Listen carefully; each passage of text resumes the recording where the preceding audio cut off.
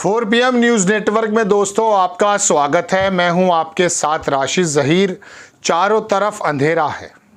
आपको लगता है संविधान के मुताबिक देश चल रहा है। आपको लगता है कि धाराएं जो संविधान के अंदर हैं उसके मुताबिक 100% इंसाफ हो रहा है। लेकिन जब तस्वीर खुल करके आती है कुछ और, तो फिर पता ये चलता है कि पूरा सिस्टम ही करप्ट है। सुप्रीम कोर्ट की जो टिप्पणी आप सुन रहे हैं कल से कि फटकार लगा दी ईडी पर, उसने ईडी के दांत नहीं तोड़े हैं, भारतीय जनता पार्टी केंद्र का तोता मार दिया। ईडी के अंतर्गत आपको मालूम है जिम्मेदार हैं या गैर जिम्मेदार, लेकिन लोगों को जेल में भेजने का काम एक ज़माने से चल रहा है। हो सकता है वो सही हो, लेकिन शक जब पैदा होता है जब पता ये चलता है कि 95% से ज़्यादा विपक्ष के नेता जेल में चले जाते हैं। भारतीय जनता पार्टी के नेता जिन पे इल्ज़ामात होते हैं वो बच जाते हैं, तो फिर आकर के पता चलता है कि कहीं कुछ ना कुछ दाल में काला है। सुप्रीम कोर्ट ने जो अपना रिसेंटली जजमेंट दिया के कविता के बारे में, मैंने परसों आपको खबर बनाकर बताई थी, उसके बारे में दरअसल मैं आपको संविधान की धाराएं बताना शुरू कर दूं, पढ़ करके टेक्निकल रूप से बताना शुरू कर दूं। इत्तफाक ये है कि आपको या तो एंटरटेनमेंट चाहिए, आप आगे बढ़ जाएंगे, या फिर आप अपने मर्जी की कुछ चीज़ देखेंगे, शॉर्ट्स वगैरह। बात यह है कि PMLA के अंतर्गत जब किसी को, प्रिवेंशन मनी लॉन्ड्रिंग एक्ट के अंतर्गत जब किसी को बंद कर दिया जाता है, तो जब तक वो अपने आप को बेगुनाह साबित नहीं करता तब तक वो जेल में रहता है। एक बात, बयान देने के बाद किसी ने बयान दिया, कोई आरोपी है, वो बयान देने लगता है, पक्ष में आ जाता है, उसको जमानत मिल जाती है। पैसे अगर लिए भी हैं उसको भी जमानत मिल जाती है, उसको आरोपी नहीं बनाया जाता है। लेकिन जिसके ऊपर आरोप लगता है वो जेल में बैठ करके इंतज़ार करता है। एक वकील साहब बता रहे थे कि 3 साल की सज़ा, लेकिन 10 साल भी हो सकता है उसको उसके अंदर रहना पड़े। अब मैं आपको थोड़ा सा टेक्निकल बताता हूँ कि ये जो शब्द मैंने अभी आपके सामने बोले हैं, ये दरअसल इसलिए बोले कि नवभारत टाइम्स ने छापा कि पिंजड़े का तोता से पिक एंड चूज तक। सुप्रीम कोर्ट ने कहा पिक एंड चूज आप जो करते हैं, किसी को पकड़ना चूज के मुताबिक, मतलब अपना चूज करना कि किसको उठाना किसको नहीं उठाना। पिंजड़े का तोता से पिक एंड चूज तक CBI ED को सुप्रीम कोर्ट बार बार सुना क्यों रहा है, बार बार सुनाया जा रहा है।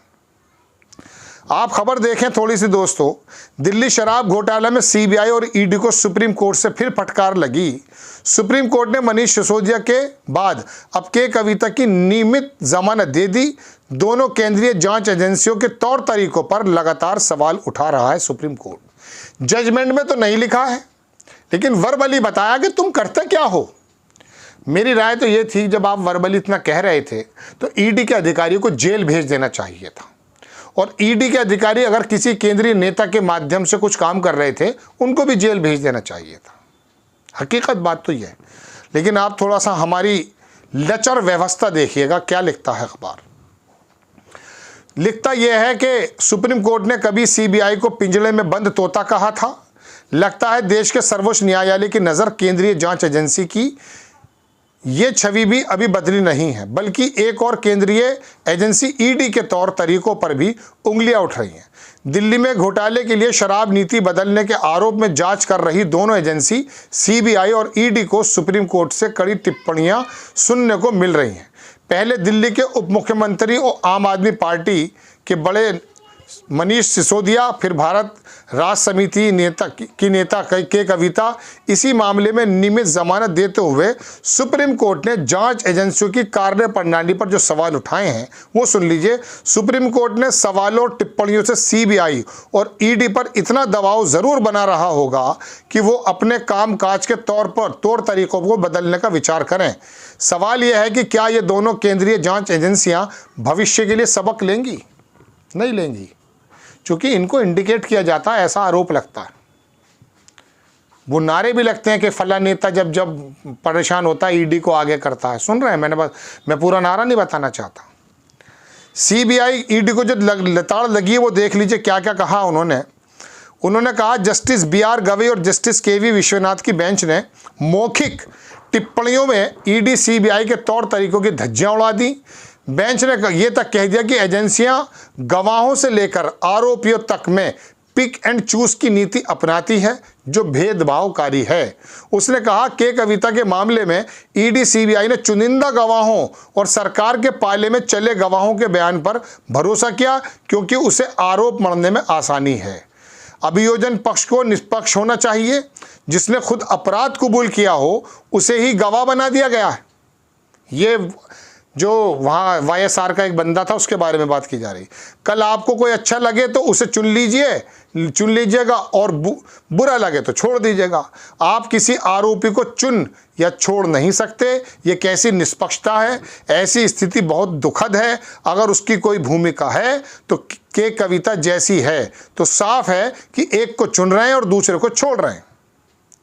ये एक नेता था, उसके बेटे को जब पकड़ा था, रेड्डी करके था बंदा, तो उसको 16 में पकड़ा, 18 में छोड़ दिया था। क्योंकि उसके बाप ने, वो भी नेता है, वो वाईएसआर छोड़ के टीडीपी में चला गया था, टिकट लड़के इलेक्शन लड़ने लगा। ये आलम चल रहा है। पिक एंड चूज टिप्पणी चुभेगी तो जरूर। जस्टिस गवई ने कहा कि आप किसी आरोपी को पिक एंड चूज नहीं कर सकते। अगर आप अपूर्व वर्ग के बयानों पर गौर करें तो उसकी शरद रेड्डी, आ गया नाम, शरद रेड्डी कथित घोटाले में भूमिका भी कविता जैसी थी। अभियोजन पक्ष को निष्पक्ष होना चाहिए। आप किसी को पिक एंड चूज नहीं कर सकते। क्या ये निष्पक्षता है? कोई व्यक्ति जो गवाह होते हुए भी स्वयं को दोषी ठहराता है लेकिन उसके खिलाफ मुकदमा नहीं होता है, क्या ये बहुत निष्पक्ष और विवेक का सही उपयोग है? वही जस्टिस विश्वनाथ ने किसी आरोपी पर कार्रवाई के लिए सह आरोपियों के बयान पर भरोसा करने का मुद्दा उठाया। बड़ी लंबी खबर है, बहुत ज़्यादा फटकार हैं, लेकिन इतना समझ लीजिएगा जनाब मन, बड़ी लंबी खबर मैं आपको यूँ बता रहा हूँ कि आप बोर होकर भाग जाएंगे। मैं तो पढ़ दूंगा। बात यह है कि इसको बताना चाहिए कि आखिरकार तुम करते क्या हो, किसके इशारे पर करते हो तुम ये काम। ये ईडी तो पहले भी थी, पहले ऐसा काम क्यों नहीं कर रही थी? अच्छा, इनका रिजल्ट क्या निकला है? 0.5% के करीब तो परसेंटेज निकला कन्विक्शन का। 99.99% तो झूठे केस हैं ये मान के चलिए, और 95% 90% से ज़्यादा विपक्षी नेता इसके अंदर इन्वॉल्व हैं। मतलब वो उनको जेल में डालती है। केजरीवाल को जेल में डाल रखा है साहब। आतिशी कह रही है कि 5 पैसे नहीं निकले हैं रिकवरी में, ट्रेल नहीं साबित कर पाए आप। और कौन नहीं करता काम? ये हमें बता रहे हैं आप। हम तो पत्रकार हैं, बता नहीं पा रहे।